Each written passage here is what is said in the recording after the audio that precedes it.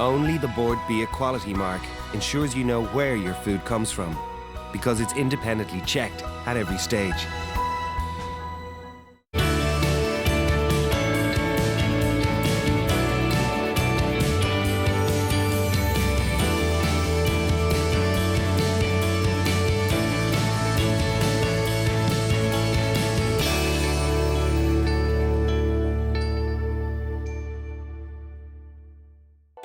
It's amazing how quickly Christmas seems to come around every year, and it's time to start thinking again about the food you'd like to eat and serve to your family and friends. In the last couple of years, I've experimented with new recipes. For example, the buttermilk marinated turkey crown and plum pudding parfait. But this year, I've decided to serve things the traditional way. And I'm starting off with what many people think is even more important than the turkey, the ham. The traditional way to cook the Christmas ham is to boil it, and so many of us have memories of a steam-filled kitchen. This is a lovely way of cooking it, a wee bit different, and what I've done is I've simply sat it on a trivet so that it sits above the stock and it braises overnight in the oven. It's very, very clever. Put some celery, some onion, and I put in some root ginger, some star anise, which I love, and this is a great spice to have at Christmas, even in mulled wine. It works really, really well. You put this in to the base, just chop everything roughly, black peppercorns and some cloves, so it's lovely and aromatic. Then we just finish it with a good Irish cider. Pour that at the bottom of the dish, sit your trivet, and then sit your ham. Cover it with some parchment paper, which keeps it really moist and succulent.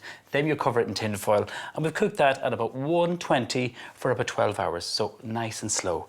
The beauty about this, you can do this at least 2 or 3 days ahead, but keep it in your fridge. That beautiful braising liquor there, keep that for a beautiful soup, a lovely sauce. Do not waste that, full of flavour. Now I'm going to talk to you about the glaze, and I think the glaze really makes the ham. Some light brown sugar is going to go into the saucepan. Put in our apricot jam, scrape this in, and then into this I'm putting ground ginger. We're going to put a teaspoonful of this in here. Bring this to the boil, and we need to just soften this up. So I'm just going to get a wooden spoon here and stir this through. If you want to, you can put a little splash of balsamic vinegar. Ginger works really well, or allspice, but try and keep it fresh, keep it different. Like every year we try and do some different glaze, which really makes the ham interesting. And I suppose how you cook the ham and how you store it is really important over the Christmas period. So when your ham is cooked, make sure that you let it go cold, wrap it in cling film and keep it in the fridge. So I've just softened this up here, turn down the heat. I'm going to put the juice of the lemon and the rest of my ingredients. This is sweet and this will give a lovely sharpness to it. So squeeze that in. And you're going to stir that through. I'm going to put in some stem ginger. This is the third different ginger that I've used. So the fresh ginger, cooking the ham, the ground ginger, which is there, and then the stem ginger. So this is crystallized ginger. Slightly sweet, but lovely and tangy. Works really, really well in this glaze. I'm going to put in some star anise. This has to be one of my favorite spices. So wonderful in a fresh food salad. You're cooking duck, roast and pork, it's so delicious. 4 of those, and then just warm this up again. And this needs to reduce just for about another 2 minutes. So just keep stirred it. This will keep happily a few days ahead. It will kind of harden a little bit or set. You just warm it up and then brush it over the ham. Let the glaze reduce a little to intensify the flavour and to make it nice and sticky. When you're ready to glaze the ham, cut off the skin and the fat and then score the meat. This will allow the glaze to penetrate into the ham. I think a pastry brush is the best tool for this job. Be generous and make sure the ham is completely covered. That's it ready. It needs to go into the oven. I have a preheated at 180. That's going to take about 45 minutes. And probably after maybe 20-25 minutes, I'll just get the pastry brush and brush it over again. I have a tiny little bit left, so I'm going to make sure that I use it all up on the ham.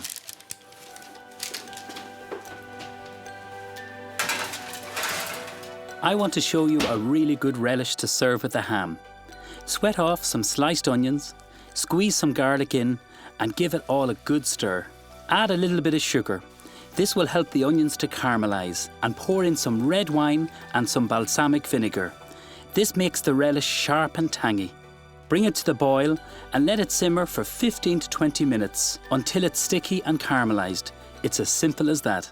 This is what the ham looks like when it's glazed. It's so aromatic, it looks beautiful, lovely and sticky. Let it rest, don't serve it straight away, let it rest for about maybe 20 minutes. I just think it's such a dramatic centrepiece. We're going to garnish this with a little bit of watercress. That's more than enough. And then for our onion relish. I've let it cool down, and this will keep for weeks. in your fridge, and especially over the festive season, if you want to make the ultimate, you know, turkey and ham sandwich, this will work brilliantly. Best way to store it, I think, is in a little Kinder jar. So just spoon this in.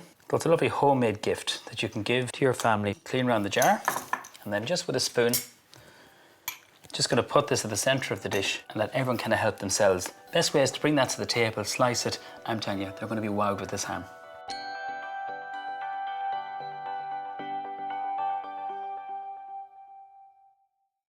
As well as the big occasions when everyone's sitting around the table, you might want to have some party food. Here are some quick ideas for canapes that you could serve as a starter as well.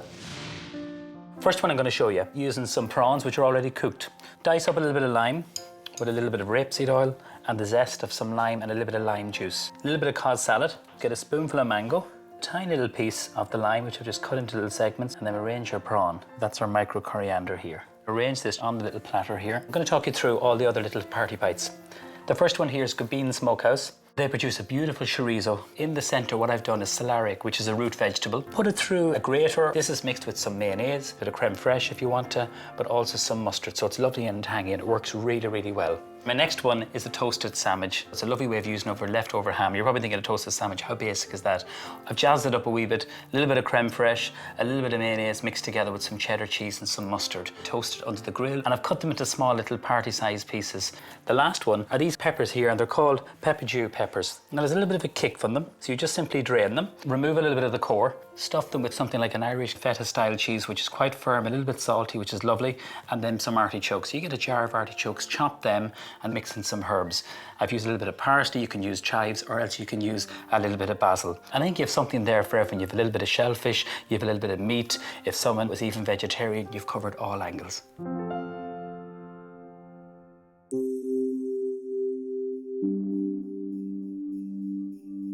A leg of lamb is a great cut to cook over the festive season if you're cooking for large groups of people. I'm going to show you a really interesting marinade for the lamb. You can do this with lamb cutlets, but I'm using a leg of lamb on the bone, which is so, so tasty. So the secret into making a marinade, especially a leg of lamb, is to marinate it overnight. We're going to make a paste first of all. We're going to put in garlic, so just peel the garlic, and then we're going to put it into our little pestle and mortar. I'm going to put the zest of lemon in here. This is a lovely kind of paste or a marinade that you can serve with any kind of meats, but lamb and leg of lamb, it's so delicious, it really is. It really takes on all these beautiful spices and flavours. A little bit of ground cumin, and I'm going to put in some sweet paprika. Definitely worth having in your cupboard if you make a tomato soup, tomato sauce, fresh thyme and rosemary. Chop this nice and fine. Just a little bit of olive oil. Smash it first of all, the garlic.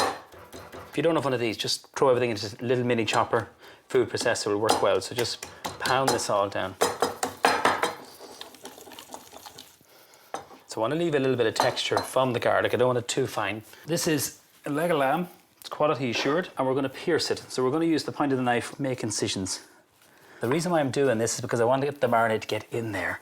And if you can marinate this overnight, it'll be so full of flavour. Now, I think that's more than enough. So I think the best way when you're marinating it, if you get a bag, a roasting bag or a plastic bag, get the lamb in. Don't season it. I have no salt in this. I'm going to season before I cook it. And then we're going to spread that just with the back of the spoon. Then make sure you coat it all over. Then just get the bag, simply press it right in here. Now this needs to go into the fridge. If you can do this overnight, the flavour will be delicious before we roast it. So after 24 hours, when you've marinated the lamb, bake it off in kind of like a parcel, but I'm going to do it on a trivet of potatoes and some herbs. As simple as that. Try to pick a nice kind of waxy potato. So nice thick slices. We have parchment paper and we have 2 sheets of tin foil. It's kind of going to act like a trivet, we call this. So the tray is underneath here. So all the lamb juices are going to flavour the potatoes. It's going to be absolutely delicious. I'm going to get a little bit more rosemary, and I'm also going to get some lovely thyme. Tear them with your hands. A little bit of oil. I'm going to drizzle this all over. And then we're going to put our lamb and we're going to season it, because we didn't season the lamb, so I'll just season a little bit of the potatoes first. Some salt and a little bit of black pepper. And then your lamb. Now because it's on the bone, it's going to be so much more succulent and so much more flavoursome. So make sure you have more or less the same tray that you marinated the lamb in. I've just removed it from the bag, a little bit of salt over the lamb, because we didn't put any seasoning into the marinade. A little bit of pepper. And I'm going to put a little bit of oil over this, even though we had oil in the marinade. Let's wrap this, seal it in. Now, this needs to go in at the oven preheated at 180.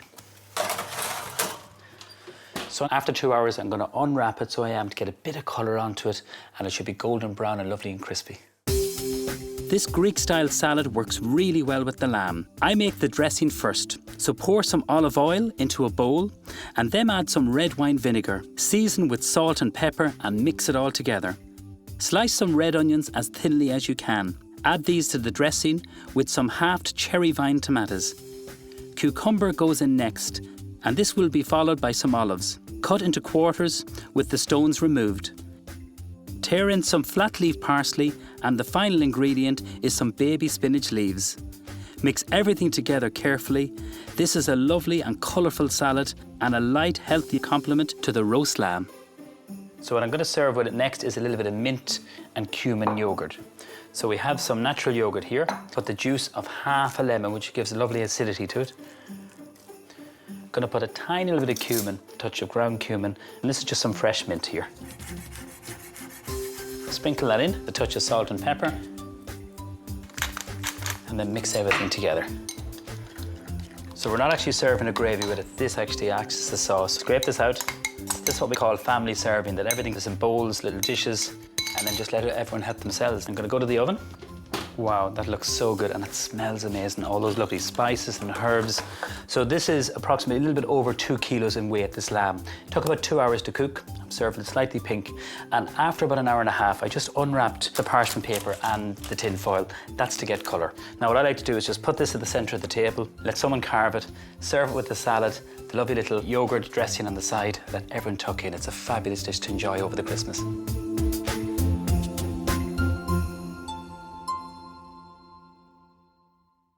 Look for the Board Be Equality mark, because it looks after you.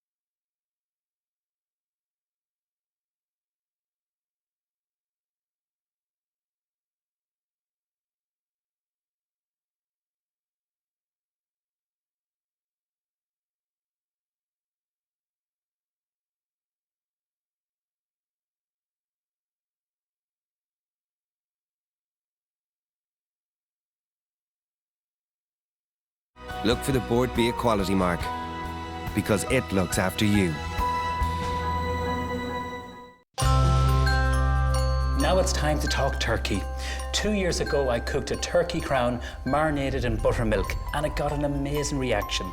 But there is something very special about cooking the whole bird and bringing it to the table. The tricky bit can be keeping the breast meat really succulent and moist. But here's a technique that should guarantee a perfect result. Just melted some butter, and we're going to put in some muslin. You'll get this in any kind of like good kitchenware shop, specialised shops. You know, you can go to a drapery store, they'll have that. Now you need to completely soak this. This will give lovely flavour and colour to the turkey. So before I do that, I always like to put flavour into the cavity. So I'm going to use some orange. Cut it in half. Squeeze this in. First of all, I want to just kind of keep everything together. So the best thing is just using a little cocktail stick. Turkey is such a lean meat that you really need to keep it really moist, succulent. Now, what I like to do is just to keep the shape of the bird, just use a little bit of string and just double it up like this. So tie this around. It's just tie a little knot in that. What I've done with the back of the turkey, I've just put 2 little cocktail sticks, holds everything together nicely. Now you can put stuffing into this if you want, it's totally up to you. I will make stuffing in a minute, but what I want to concentrate on is getting the turkey really moist. So before I put the muslin, we need to season it up. Sea salt, and then what we do is just get the muslin, it's completely mopped up all that butter, lift it over, and completely cover it. It's the breast that can dry out very, very quickly. This will keep it really, really succulent and moist. Now we're going to cook this in a trivet. This is a 6 kilo in weight bird, and we have the oven preheated at 190. So I'm going to pop that into the oven. Make sure you wash your hands, really important.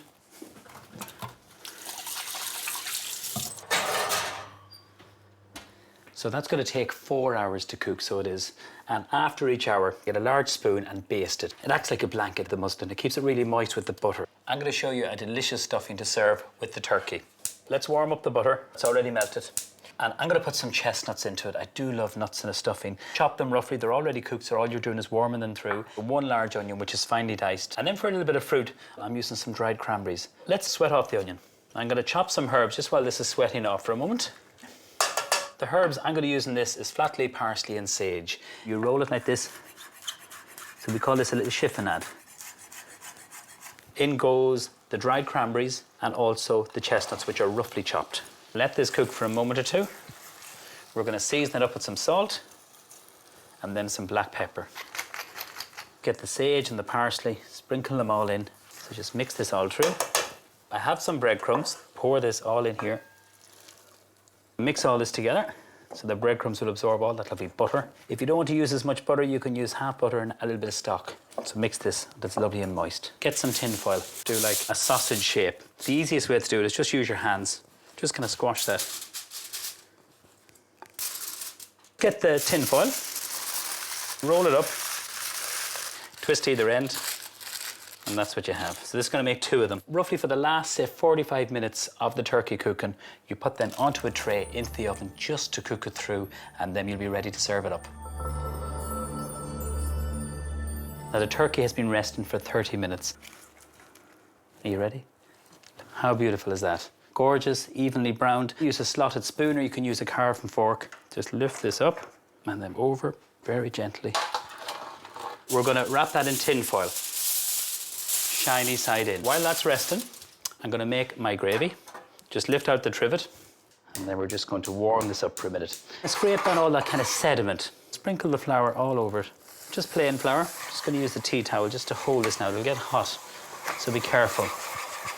The one thing we don't want over the Christmas is any burns. You're kind of making a roux, so you are. I'm going to put Madeira in first. That's what we call deglazing. The flour is going to thicken up the gravy, and then you slowly add in the stock. We need a little bit of salt and a little bit of pepper. And again, just keep whisking it. Now we've got to taste it. Have you enough salt, pepper, all that in it? Delicious. I love the Madeira. I always like to pass it just through a sieve, and then you kind of just shake it like that. You can use a teaspoon if you want to. And then we'll just have that ready to go just in a gravy jug. So everyone can help themselves. Delicious. Okay, so now I'm ready to dress the turkey. Lift off the tin foil. First of all, for the roasties. Get a nice potato, peel it, cut it in half, power cook it for about maybe 4 to 5 minutes. Drain off the water and knock it against the side of the saucepan. Drizzle it with some oil, roast it off for about 40-45 minutes. In the parcel here, some root vegetables. Parsnips, celery, carrots, a little bit of chopped onion, a little bit of oil, some thyme. So they're just roasted off, but they're done in a parcel. So that keeps it really, really nice and moist. Put the roast potatoes around the platter. Next, the roasted root vegetables. So I'm just arranging these quite rustic, as you can see. It's more than enough, I think so. Cocktail sausages, roasted off in the oven. We have some pitted prunes wrapped in bacon. These are called devils in horseback. So we just arrange these, and them are cocktail sausages. Don't be tempted to eat any of them yet. You're gonna have a big feast ahead of you. And the last thing then is the stuffing. I'm going to spoon it into a bowl so everyone can kind of help themselves. Nick off the end and then with the knife. You can use the scissors if you want to open that out. Look at how moist that is. Break it up into the bowl. That's a really clever way of baking it off. And just for the final little flourish is some sage. Pick the little leaves here and then just arrange them.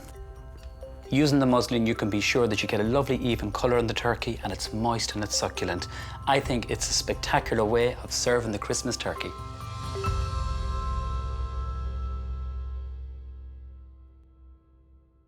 Making the Christmas pudding is a ritual for many families that signals the start of Christmas. And it's a lovely tradition that we should revive. Think how much more the children will enjoy the pudding if they've had a hand in making it. This recipe is from my Auntie Maureen, who's a retired home economics teacher from Ballymahon. Very easy to make. You got to make it well ahead if you can to let it mature. The longer you make it, the better flavour. Really, it's all about the quality of the fruit here. But first of all, we're going to start making the base. We're going to use some flour. So we're going to sieve in some flour. Spices, really important. We have some mixed spice and some ground cloves. So a little bit of that, and then we have our ground cloves. Love the smell of them. Sieve this in first of all. grate in some fresh nutmeg. Wonderful with Brussels sprouts. Cook them in boiling water, stir fry them, put a little bit of red onion, garlic, and a little bit of nutmeg. They're delicious, so they are. So a little bit of nutmeg goes in there, some raisins, sultanas, and then we have some currants.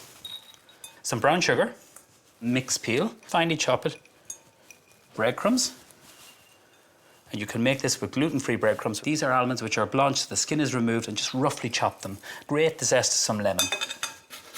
Then we're going to put the juice of half the lemon into this. Squeeze that all out, the juice, and then we're going to grate in some carrot. Roughly about a quarter of a carrot is enough in this. Grate it, you know, as if you're grating cheese. Hard to beat your own homemade pudding. And there are hundreds of recipes. Going to grate the apple. Don't even worry about peeling it. Just using half the apple here. With the carrot and the apple, it gives lovely moisture to the pudding. Put in 1 egg, which is just lightly beaten, and then some melted butter. And then some stout. Put in about half the bottle and we'll see how we get on. Sure, we could drink this afterwards. Using a spatula or a spoon, mix everything together. After 24 hours, the fruit will have plumped up and it looks like this. Put the mixture into a buttered pudding basin, cover it with parchment paper, and then put some tin foil over the top. Tie tightly with string. This will take about 6 hours to steam, but if you prefer, you can cook it in a bain-marie in the oven. Once your pudding is cooked, it will keep for months and months. Once it's stored correctly, it will actually improve with flavour. Now, you can serve it with a little bit of brandy butter, whipped cream if you want to, but I'm going to show you a delicious boozy custard, which is fantastic.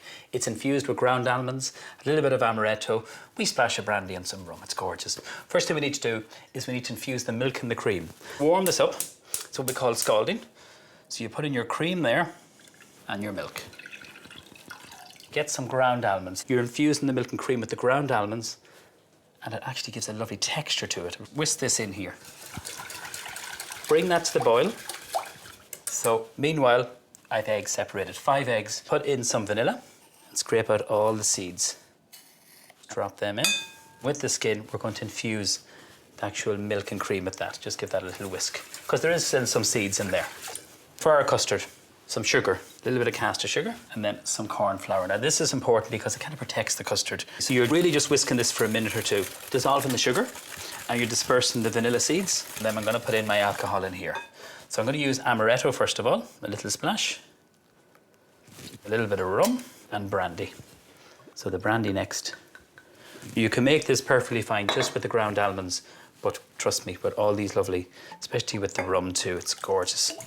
They add so much flavour and richness to the custard. Whisk this all together. It smells good. So when the milk and cream has come to the boil, just pour it into the egg yolks. Whisk this together. This needs to cook out because we have corn flour in it. Put this back on the heat. Cook this just until it coats the back of the ladle here. So that's it ready. I'm going to pass it through the sieve. So there's going to be a little bit of texture, and that's from the ground almonds. Using just your spatula, you can use a ladle if you want to gently push that through. And that's it ready. Taste it, just to make sure you have enough alcohol in it. Delicious. The almond taste is really good. For the pudding, when you have it cooked, let it sit in the little pudding bowl, let it cool down, and then you wrap it in parchment paper and tin foil. The quickest way to heat it, I get the pudding, half it, and I cut it into little wedges. And then what I do is just simply pop it into the microwave for about a minute, no longer. Cover it in cling film so it keeps the steam in there. That's really important. And there you have it. Look how moist that is. You can serve it as it is. But let me show you what we do. Get a little pudding basin. So we're going to make a presentation of a small little pudding. You push this down with the back of the spoon. The plum pudding feels nice and warm. You just simply shake it. Look at how easy that is. Now there's no need to butter this because there's enough moisture in the pudding. It'll just pop out. Make sure it's nice and hot, that's the secret. For your custard, you can pour it over, but I like to show off the pudding, pour it around. It's probably easier if you do it from the jug. I think the plum pudding with the custard is delicious, but I'm going to put a little bit of fresh cream with a little bit of vanilla pod, and it's called a creme chantilly. Just get a dessert spoon, dip it into a little bit of warm water, and then we just do a little quenelle. Put that on the side. We're going to flambe a little bit of brandy. Using a soup ladle and some brandy, and this just takes a minute or two. You need to be careful doing this. So we've got to warm this up, and then it'll just catch. So this is how you do a little flambe. That's it caught, and be really careful doing this. The secret is to have the pudding nice and hot. Pour this gently over. I hope all these recipes will inspire you to do some great cooking over the festive season. Have a wonderful Christmas and enjoy the good food.